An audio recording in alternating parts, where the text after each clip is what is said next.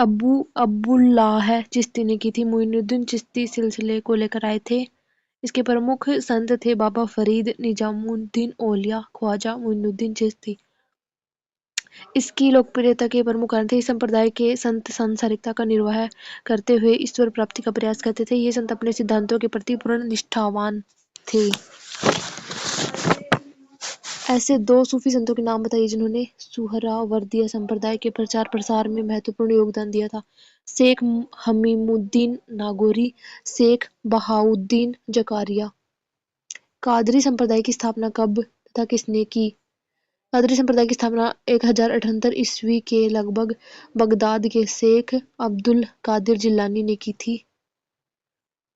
भारत में शाह निजामुद्दौला तथा मखदूम मुहम्मद जिलानी ने इसके प्रचार प्रसार में महत्वपूर्ण भूमिका निभाई थी। नक्शबंदिया संप्रदाय की स्थापना तुर्किस्तान के ख्वाजा बहाअल्दीन नक्शबंदी ने नक्शबंदिया संप्रदाय की स्थापना की 16वीं शताब्दी में ख्वाजा मुहम्मद साकी गिल्लाह इसे भारत लेकर आए थे। सूफी दर्शन के 4 सिद्धांत थे। गुरु की महत्ता में विश्वास, कर्म पर विश्वास, संगीत का महत्व, हृदय की पवित्रता में विश्वास। सुन्ना मुस्लिम के धार्मिक साहित्य का दूसरा भाग सुन्ना कहलाता है, जिसमें मुहम्मद साहब के जीवन उपदेशों से संबंधित हदीसें सम्मिलित थी। हाँ, सूफीवाद क्या है? सामान्य अर्थ में इस्लामी रहस्यवाद को ही सूफीवाद कहते हैं।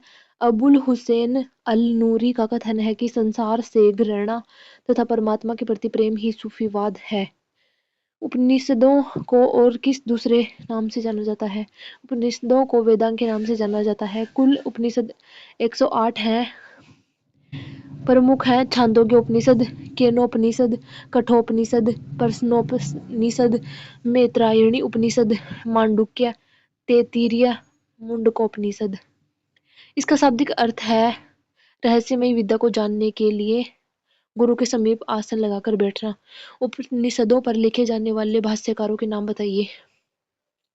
उपनिषदों पर लिखने वाले भाष्यकारों के नाम है शंकराचार्य के अद्वैतवादी काव्य, रामानुज के अनुयायी वेंकटनाथ तथा रंगरामानुज के विशिष्टाद्वैतवादी भाष्य, मध्वाचार्य के द्वैतवादी भाष्य तथा पुरुषोत्तम के शुद्धाद्वैतवादी भाष्य। उपनिषदों का मूल प्रतिपाद्य विषय क्या है? उपनिषदों का मूल प्रतिपाद्य विषय ब्रह्मा की सत्ता का गुणानुवाद करना है। इसमें ब्रह्मा को अन्नमय, प्राणमय, मनोमय, विज्ञानमय और आनंदमय बताया गया है।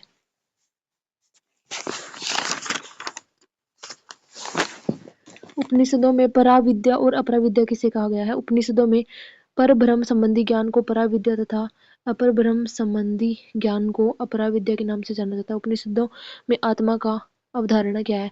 मनुष्य आत्मा है और आत्मा ही ब्रह्म है। विशुद्ध आत्मा और ब्रह्म एक ही है, उनमें कोई भेद नहीं है। आत्मा ब्रह्म की ज्योति है, उससे भिन्न नहीं है।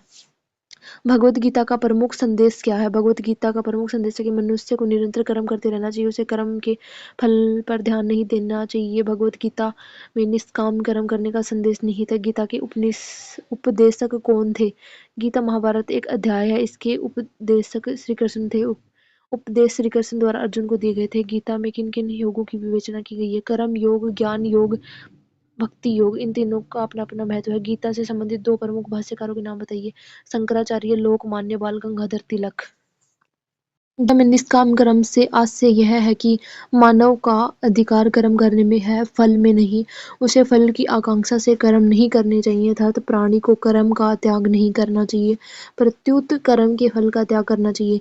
कौन सा ग्रंथ सत सहस्त्र संहिता नाम से जाना जाता है? महाभारत।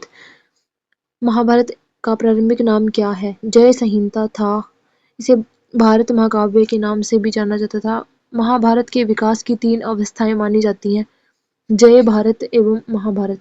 कालिदास की महाकाव्य, खंड काव्य तथा नाटकों के नाम लिखिए। महाकाव्य थे उसके कुमार संभवम और रघुवंशम। खंड काव्य थे ऋतु संहारम और मेघदूतम। नाटक थे विक्रमोर्वशीयम, मालविकाग्निमित्र, अभिज्ञान शाकुंतलम। कालिदास के 4 काव्यगत रचनाओं के नाम लिखिए। मेघदूत, ऋतु संहार, रघुवंश, कुमार संभव। कालिदास की रचनाओं के नाम काव्य और नाटक में वर्गीकरण करते हुए लिखे।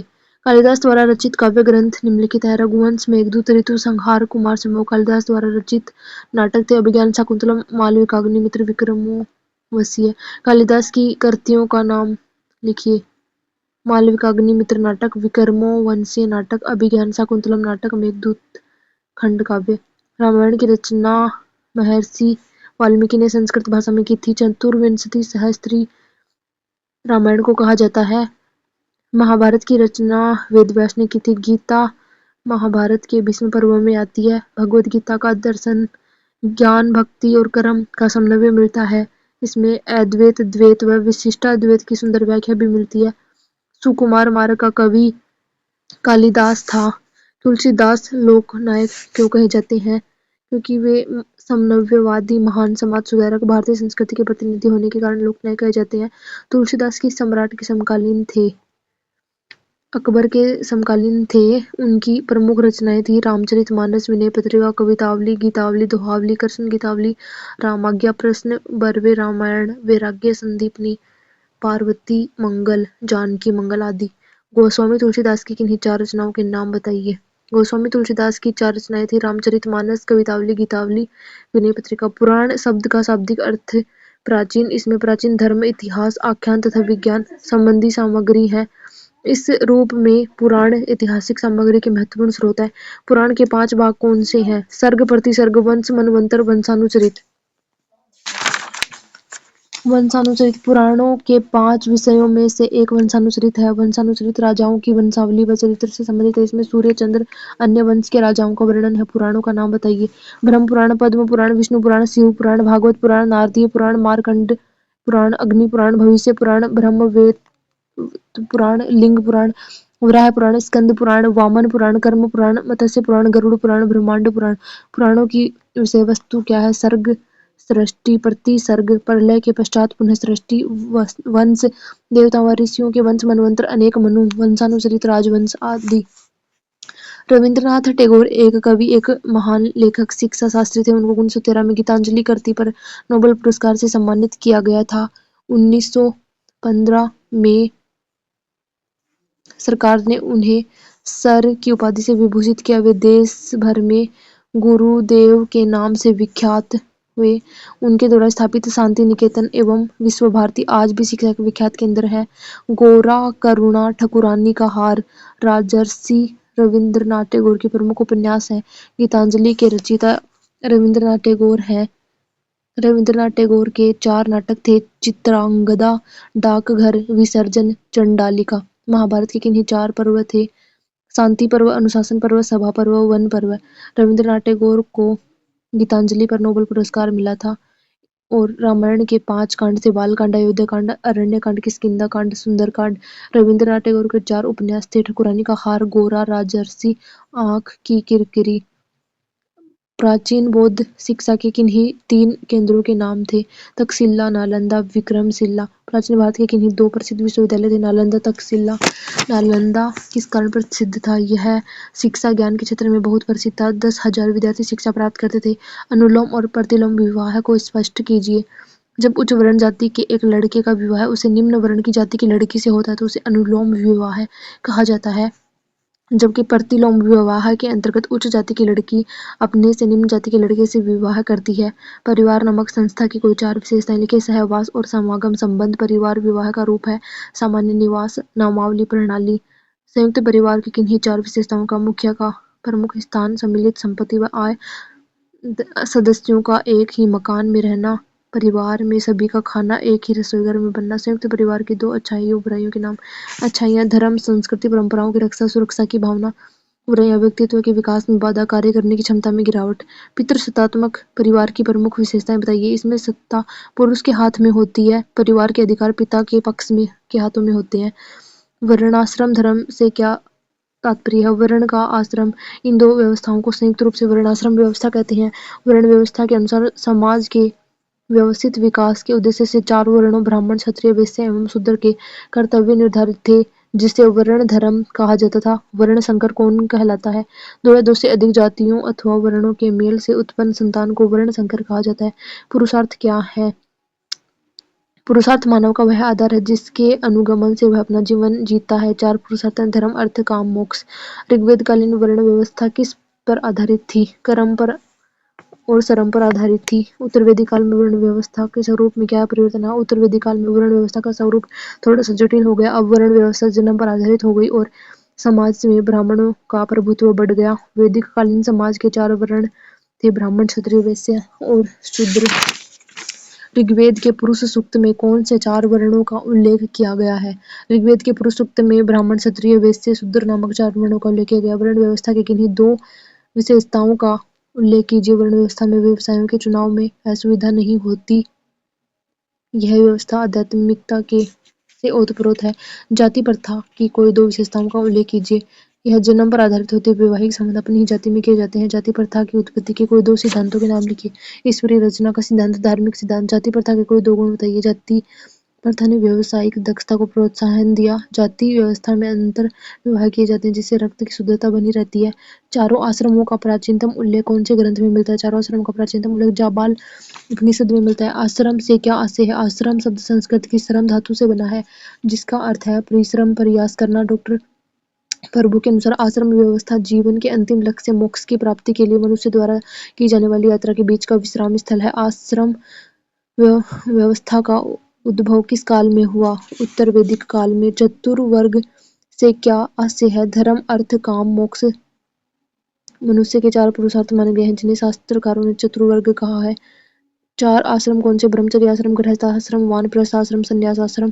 प्रत्येक आश्रम के जीवन काल में अवधि कितने वर्ष की होती है? 25 वर्ष की। आश्रम व्यवस्था का विधान कौन से वर्णों के लिए किया गया है? आश्रम व्यवस्था का विधान ब्राह्मण, क्षत्रिय, वैश्य के लिए किया गया है। कौन से संस्कार के बाद गृहस्थ प्रारंभ होता है? समापवर्तन।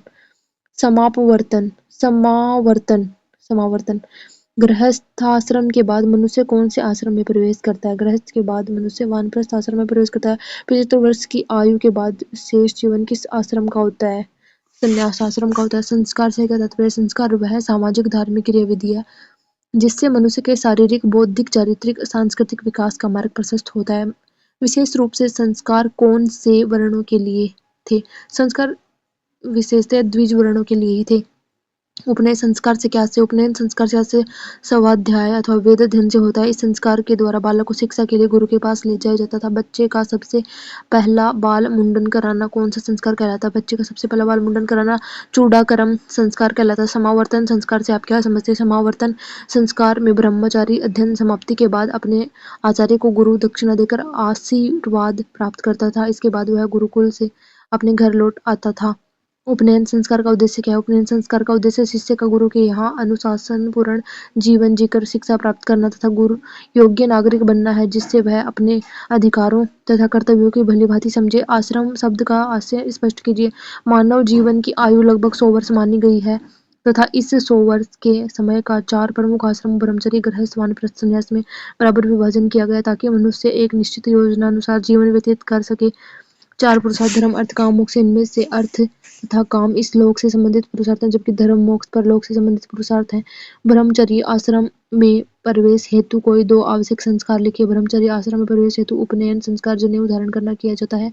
उपनयन संस्कार के पूर्ण होने पर द्विज इस आश्रम में प्रवेश करता है जिसकी आयु सामान्यतः 8 से 16 वर्ष की होती है। राजा राम मोहन राय का जन्म कब तथा कहाँ पर हुआ था? राजा राम मोहन राय, जिन्हें आधुनिक भारत का निर्माता कहा जाता है, का जन्म 1774 में पश्चिम बंगाल के वर्धमान जिले में राधानगर नामक गांव में कट्टर ब्राह्मण परिवार में हुआ था। भारत में कब, किसने और किसके कहने पर सती प्रथा का उन्मूलन किया? 1829 में राजा राम मोहन राय के कहने पर लॉर्ड विलियम बेंटिक ने किया था। राजा राम मोहन राय की किन किन सामाजिक कुरीतियों का विरोध किया? उन्होंने बाल विवाह, सती प्रथा, कन्या वध, कुलीन विवाह, स्त्रियों का क्रय विक्रय, नर बलि, जाति प्रथा, छुआछूत जैसी सामाजिक कुरीतियों का विरोध किया था। विधवा पुनर्विवाह का समर्थन किया था। राजा राम मोहन राय ने किन भाषाओं में कौन से समाचार पत्र लिखे थे? राजा राम मोहन राय ने संवाद कौमुदी तथा मिरातुल अखबार नामक समाचार पत्रों का प्रकाशन किया था। इसमें संवाद कौमुदी बंगला तथा अंग्रेजी भाषा में तथा मिरातुल अखबार फारसी भाषा में प्रकाशित किया जाता था। आत्मीय सभा की स्थापना 1815 में राजा राम मोहन राय ने की थी। इसकी स्थापना का उद्देश्य एकेश्वरवाद के सिद्धांतों का विचार विमर्श करना था। ब्रह्म समाज की स्थापना कब और किसने की? राजा राम मोहन राय ने 1828 में कलकत्ता में ब्रह्म समाज की स्थापना की। ब्रह्म समाज के दो प्रमुख सिद्धांत बताइए। ब्रह्म समाज के दो प्रमुख सिद्धांत है। ईश्वर एक है, संसार का सृष्टा पालक तथा रक्षक है। आत्मा अमर है, जो अपने कार्यों के लिए ईश्वर के प्रति उत्तरदायी है। उनमें उन्नति की असीम क्षमता है। प्रार्थना समाज की स्थापना कब, किसने तथा कहाँ पर की थी? इसके उद्देश्य क्या थे? प्रार्थना समाज की स्थापना सन 1867 में बम्बई में आत्माराम पांडुरंग ने की थी। इसकी स्थापना के उद्देश्य थे एकेश्वरवाद का प्रचार प्रसार करना, समाज का सुधार करना। स्वामी दयानंद सरस्वती का जन्म 1824 में गुजरात के टंकारा परगने जिदपुर नामक गांव में एक ब्राह्मण परिवार में हुआ था। आर्य समाज की स्थापना 1875 में स्वामी दयानंद सरस्वती ने बम्बई में की थी।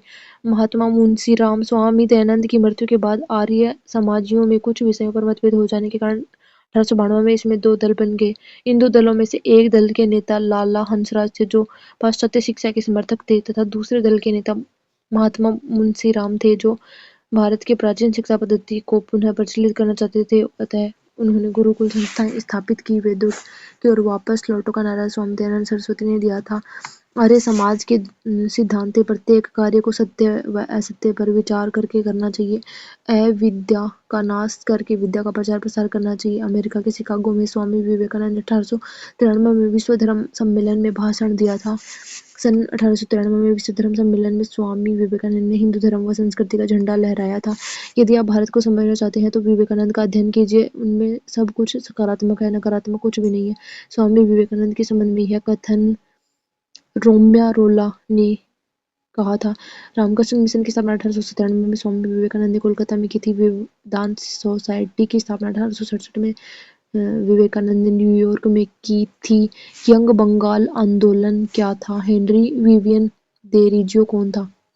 19वीं सदी के तीसरे व चौथे दशक में बंगाल के बुद्धिजीवियों ने एक आंदोलन आरंभ किया, जिसे यंग बंगाल के नाम से जाना जाता है। इसमें प्रेरणा स्रोत देरिजियो थे, जो कलकत्ता के हिंदू कॉलेज के प्रोफेसर थे। उन्होंने विद्यार्थियों को विवेकपूर्ण ढंग से सोचने, सभ्य आदर्शों की प्रामाणिकता की जांच करने, मुक्ति, स्वतंत्रता, समानता से प्रेम करने तथा इनकी पूजा करने का संदेश दिया था। समाज सुधार के क्षेत्र में प्रार्थना समाज की उपलब्धियां थी कि विडो रीमैरिज एसोसिएशन की स्थापना 1881 में रेनाडे द्वारा, विधवा आश्रमों की स्थापना, अछूतों द्वार शिक्षा के लिए रात्रिकालीन पाठशालाओं की स्थापना। शुद्धि आंदोलन क्या था? शुद्धि आंदोलन आर्य समाज के अंतर्गत हिंदू धर्म की रक्षा के लिए चलाया गया आंदोलन था। इसमें धर्म परिवर्तित करके बने मुसलमान व ईसाइयों को पुनः शुद्ध करके हिंदू धर्म में शामिल किया गया। थियोसॉफिकल सोसाइटी की स्थापना 1875 में न्यूयॉर्क में रूसी महिला एच.पी. ब्लेवाट्स्की तथा अमेरिकन एच.एस. अलकॉट ने की थी। थियोसॉफिकल सोसाइटी की स्थापना के दो उद्देश्य थे। विश्व बंधुत्व के आधार पर मानवता का विकास करना, प्राचीन काल के विभिन्न धर्मों, दर्शन तथा वैज्ञानिक ज्ञान के अध्ययन में सहयोग करना। मोहम्मडन एंग्लो ओरिएंटल कॉलेज की स्थापना 1875 में अलीगढ़ में सर सैयद अहमद खान ने की थी। यह संस्था कालांतर में अलीगढ़ मुस्लिम यूनिवर्सिटी के नाम से प्रसिद्ध हुई। कौन से महत्वपूर्ण सामाजिक धार्मिक सुधार थे? राजा राम मोहन राय ने स्वयं को केंद्रित किया। मूर्ति पूजा, बहुदेववाद का विरोध, सती प्रथा का विरोध, बाल विवाह, बहु विवाह का विरोध, स्त्री शिक्षा व विधवा विवाह का समर्थन। राजा राम मोहन राय ने संवाद कौमुदी मिरातुल अखबार प्रकाशित किया। राजा राम मोहन राय के बाद देवेंद्रनाथ टैगोर और केशव चंद्र सेन ने ब्रह्म समाज के आंदोलन का नेतृत्व किया। सभी धर्मों में सत्यता में विश्वास, हिंदू धर्म का पुनरुद्धार, मानव मात्र की सेवा, भलाई पर कल्याण, अध्यात्मवाद समर्थन। रामकृष्ण परमहंस ने योगदान दिया। स्वामी विवेकानंद के धार्मिक क्षेत्र में सुधार थे। वेदांत धर्म विश्व एकता, मानवीय विकास का सर्वोच्च नियम है। उन्होंने धार्मिक उदारता, सहिष्णुता, समानता और सहयोग की भावना जागृत की। रामकृष्ण मिशन की स्थापना 5 मई 1897 में स्वामी विवेकानंद ने की थी। उनके बचपन का नाम नरेंद्र नाथ था। शुद्धि आंदोलन क्या है? इसका उद्देश्य उन हजारों हिंदुओं को वापस हिंदू धर्म में दीक्षित करना था, जो प्रलोभन या दबाव में ईसाई धर्म ग्रहण कर चुके थे। शुद्धि आंदोलन को चलाने वाले स्वामी दयानंद थे। सत्यार्थ प्रकाश के संस्थापक दयानंद सरस्वती थे। सत्यार्थ प्रकाश 1874 में हिंदी भाषा में इसकी रचना की गई थी। विवेकानंद की गतिविधियों का प्रचार प्रसार करने के लिए बेलूर व मायावती में रामकृष्ण मठों की स्थापना की गई। 19वीं सदी के 4 सामाजिक आर्थिक आंदोलन थे: ब्रह्म समाज, प्रार्थना समाज, आर्य और रामकृष्ण मिशन। थियोसॉफिकल सोसाइटी से संबंध किन्हीं 4 महान विद्वानों के नाम थे? Olcott, Blavatsky, Shrimati Ann Besant, doctor Iyer. Brahmo Samaj से संबंधित किन्हीं 4 महान विभूतियों के नाम। देवेंद्रनाथ टैगोर, केशव चंद्र सेन, पंडित शिवनाथ शास्त्री, ताराचंद चक्रवर्ती। स्वामी विवेकानंद ने अमेरिका में कब 1893 में शिकागो इंडियन रिफॉर्म सोसाइटी की स्थापना। केशव चंद्र सेन ने की थी। सत्यशोधक समाज की स्थापना 1873 में ज्योतिराव फूले ने की थी। सत्यशोधक समाज की स्थापना की, जिसका मुख्य उद्देश्य शूद्रों को हिंदू धर्म ग्रंथों के प्रभाव से मुक्त करना, उन्हें अधिकारों के लिए जागृत करना था। सावित्रीबाई। महात्मा ज्योतिबा ने महिलाओं की शिक्षा के उद्देश्य से 3 जुलाई 1851 को एक स्कूल स्थापित किया। उन्होंने अपनी पत्नी सावित्रीबाई को वहां की मुख्य अध्यापिका बनाया। इन स्कूलों का उचित प्रबंधन करने के लिए महिला शिक्षा समिति की स्थापना की गई। 4 प्रसिद्ध स्तूप: सांची का स्तूप, बरहूत का स्तूप, अमरावती का स्तूप, धर्मराज का स्तूप। बौद्ध स्थापत्य के प्रकारों का वर्गीकरण कीजिए। स्तूप, चैत्य, विहार, स्तंभ। स्तूप से क्या अभिप्राय? स्तूप बुद्ध और बोधिसत्वों की अस्थियों व समाधियों पर उल्टे कटोरे के आकार व पत्थर तथा ईंटों से बना हुआ एक ठोस गोल गुंबद होता था, जिसमें मृतकों के अवशेषों को रखा जाता था। पल्लव मंदिर स्थापत्य कला की 2 शैलियों का उल्लेख कीजिए। मामल्ल शैली, राजसिंह शैली। प्राचीन भारतीय मूर्तिकला की किन्हीं 4 शैलियों स्कूलों केंद्रों के नाम लिखिए। गांधार, मथुरा, अमरावती। गुप्त युगीन मूर्तिकला शैली। नागर शैली के मंदिरों के प्राप्ति स्थल बताइए। आबू पर्वत पर देलवाड़ा के जैन मंदिर, उड़ीसा के कोणार्क का सूर्य मंदिर, खजुराहो में कंदरिया महादेव का मंदिर, उड़ीसा में भुवनेश्वर का लिंगराज मंदिर। इन्हीं 2 स्थलों का नाम और स्थिति बताइए जहां से गुप्तकालीन गुफाएं चित्र प्राप्त होते हैं। बाकी गुफाएं मध्य प्रदेश में ग्वालियर के निकट, अजंता की गुफाएं विंध्याचल के पर्वतों में, औरंगाबाद से 106 किलोमीटर दूर स्थित। गांधार कला से क्या तात्पर्य? गांधार कला शास्य की एक विशिष्ट शैली से जिसका विकास ईसा की प्रथम व द्वितीय शताब्दी में गांधार और उसके निकटवर्ती प्रदेश में हुआ था। गांधार कला की विषय वस्तु भारतीय थी, केवल निर्माता यूनानी थे। इस कला के मुख्य विषय बुद्ध वृत्तांत है। इन मूर्तियों की भाव भंगिमा, व्यक्तित्व और आत्मा पूर्ण रूप से भारतीय है। गांधार कला की विशेषताएं: गांधार शैली में अलंकारों का बाहुल्य है, यहाँ तक कि बुद्ध तथा अन्य बौद्ध भिक्षु भी राजसी प्रतीत होते हैं। इस शैली में परिधान का कंधे पर रखना, सिलवटों युक्त होना इसकी लोकप्रिय विधा है। मथुरा कला की विशेषताएं थी: बुद्ध की मूर्तियां ऊर्ध्व वस्त्र धारण किए हैं, महात्मा बुद्ध का सिर मुंडित है व मुख पर आध्यात्मिकता के भाव दिखाए गए हैं। मुख के चारों ओर प्रभामंडल है जो अलंकृत है। अजंता के चित्र किस धर्म से संबंधित है? बौद्ध धर्म से संबंधित है। अजंता चित्रों की 4 विशेषताएं हैं: रेखा प्रधानता, भाव चित्रण की बारीकी, नारी चित्रण की प्रमुखता, जीवन की विविधता। अजंता गुफाएं महाराष्ट्र राज्य के औरंगाबाद जिले के उत्तर में स्थित 107 किलोमीटर दूर व जलगांव रेलवे स्टेशन से 60 किलोमीटर दूर स्थित है। अजंता गुफाओं की खोज 1819 में ब्रिटिश सेना की मद्रास रेजिमेंट की सैन्य अधिकारी द्वारा शिकार खेलते समय की गई थी। गुप्त काल के प्रसिद्ध मंदिर थे भूमरा का शिव मंदिर, तिगवा, जबलपुर का विष्णु मंदिर, देवगढ़ का दशावतार मंदिर, भीतर गांव का मंदिर, नचना कुठार का पार्वती मंदिर। हिंदू मंदिर स्थापत्य की 3 शैलियां: नागर शैली, द्राविड़ शैली, बेसर शैली। मंदिर वास्तु की नागर शैली। नागर शैली के मंदिर ऊंचे चबूतरे पर आधार से शिखर तक चौपहला या वर्गाकार होता है। यह उत्तर भारत की शैली है। भुवनेश्वर, कोणार्क व पुरी के मंदिर, खजुराहो के मंदिर, देलवाड़ा के जैन मंदिर नागर शैली के उत्कृष्ट नमूने हैं। नागर शैली के मंदिर कहाँ कहाँ पाए जाते हैं? नागर शैली के मंदिर उत्तर में हिमालय से लेकर दक्षिण में विंध्य पर्वत तक के क्षेत्र में पाए जाते हैं। द्रविड़ शैली के मंदिर कृष्णा, तुंगभद्रा, नासिक और कुमारी अंतरिम के बीच बने तंजौर, मदुरा, कांची, हम्पी, विजयनगर आदि में मिलते हैं। महाबलीपुरम दक्षिण भारत में मामल्लपुरम के 7 रथ मंदिर प्रसिद्ध स्थापित किए गए थे। बेसर शैली के मंदिरों की प्रमुख विशेषता बताइए। बेसर शैली के मंदिरों में नागर शैली और द्रविड़ शैली का मिश्रण मिलता है। रथ मंडप। मामल्ल शैली के कुछ मंदिर रथ के आकार के हैं। ये एक विशाल पाषाण चट्टान को काटकर बनाए गए थे। ये रथ मंदिर काष्ठ के रथों की आकृति के समान है। ये मंदिर अपनी मूर्तिकला के लिए विख्यात है। राज सिंह शैली के किन्हीं 2 मंदिरों के नाम बताइए। राज सिंह शैली के मंदिरों में सौर मंदिर, कैलाश नाथ मंदिर, बैकुंठ पेरुमाला मंदिर प्रसिद्ध है। शैल कला को परिभाषित कीजिए। प्रारंभिक काल से ही मानव का पर्वतीय क्षेत्रों में स्थित गुहाओं, चट्टानों में स्थित गड्ढरों तथा अन्य शिलाखंडों द्वारा नैसर्गिक रूप से बने आश्रय स्थलों से संबंध रहा है। इन्हें शिलाश्रय कहा जाता है। इन शिलाश्रयों में रहते हुए मानव ने तत्कालीन मानव जीवन के विविध पक्षों का चित्रांकन उनके छतों भित्तियों पर किया था। इन चित्रांकनों को ही शैली कहा जाता है। अजंता की गुफाओं में चित्रित किन्हीं दो बोधिसत्व तथा 4 जातकों के नाम लिखिए। बोधिसत्व पद्मपाणि, वज्रपाणि जातक छद्मदंत, महाहंस, वेशंतर, सुसोम। अजंता चित्रकला की मुख्य विषय वस्तु क्या है? वे किस काल की हैं? बुद्ध एवं बोधिसत्वों के चित्र, अलंकरण चित्र, वर्णनात्मक चित्र अजंता चित्रकला की मुख्य विषय वस्तु है। ये गुप्त काल की। अजंता के किन्हीं 4 चित्रों का उल्लेख कीजिए। अवलोकितेश्वर बोधिसत्व का चित्र, मरणासन राजकुमारी का चित्र, माता और पुत्र का चित्र, सिंहल की भूमि पर राजकुमार विजय का अवतरण। द्रविड़ शैली में निर्मित 4 मंदिर हैं। वेद के 10 कैलाश मंदिर, बृहदीश्वर मंदिर, सुब्रह्मण्य मंदिर और बैकुंठ पेरुमाल मंदिर। द्रविड़ शैली के मंदिरों के 2 स्थलों के नाम लिखिए। तंजौर का बृहदेश्वर या सुब्रह्मण्य मंदिर, कांचीवरम का कैलाशनाथ और बैकुंठ पेरुमाल मंदिर। एक हिंदू मंदिर अथवा मस्जिद के स्थापत्य से संबंधित 4 अंगों के नाम लिखें। हिंदू मंदिर स्थापत्य के अंग: ऊंचा चबूतरा, गर्भगृह, शिखर, प्रदक्षिणा पथ। मस्जिद स्थापत्य के अंग: विशाल कक्ष, मेहराबें, बीच में गोल गुंबद, कोनों पर पतले बुर्ज।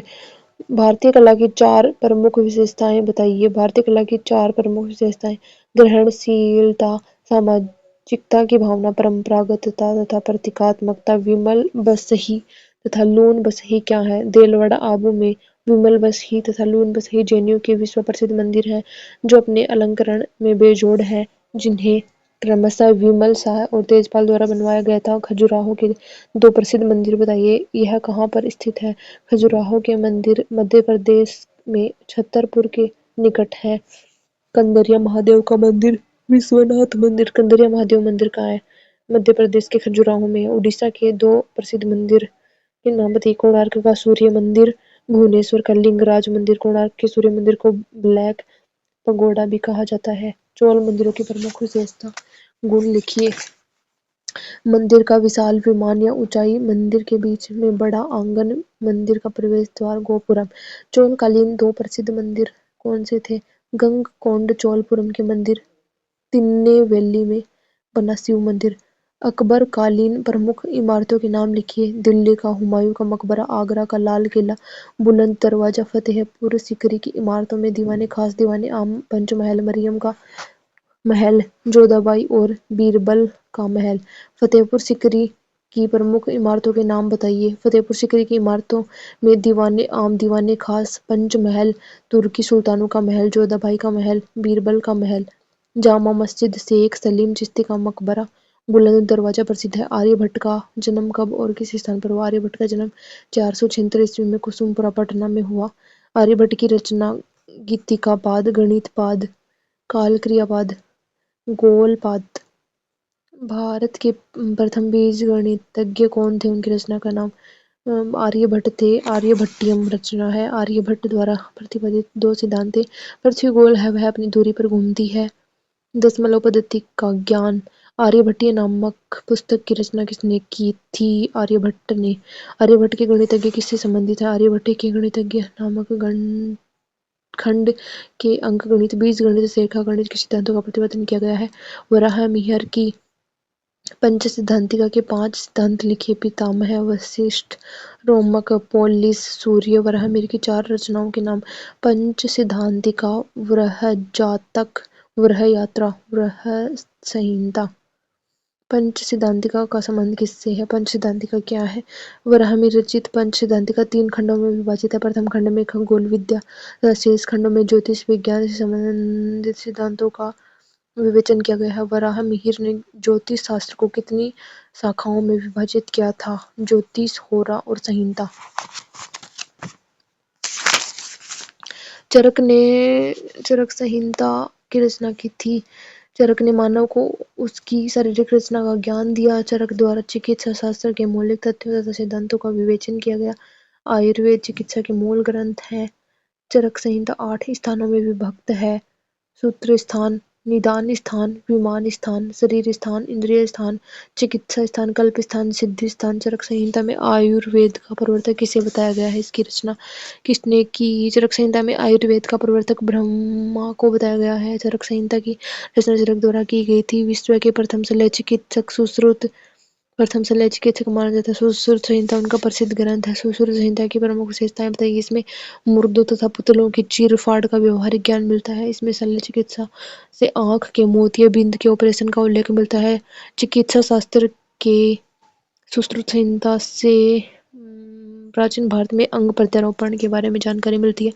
आयुर्वेद की दो परंपराएं कौन कौन सी हैं? दोनों के एक एक चिकित्सकों के नाम बताइए। आयुर्वेद की दो प्रमुख परंपराएं हैं, धन्वंतरी परंपरा, आत्रेय परंपरा। इसमें धन्वंतरी परंपरा के प्रमुख चिकित्सक सुश्रुत है, जबकि आत्रेय परंपरा के प्रमुख चिकित्सक चरक है। रमन प्रभाव क्या है? सुप्रसिद्ध वैज्ञानिक रमन ने यह सिद्धांत दिया कि जब अणु प्रकाश बिखेरते हैं तो उस समय मूल प्रकाश में परिवर्तित हो जाता है। आर्यभट्ट की दो रचना थी, आर्यभट्ट या आर्य सिद्धांतिका।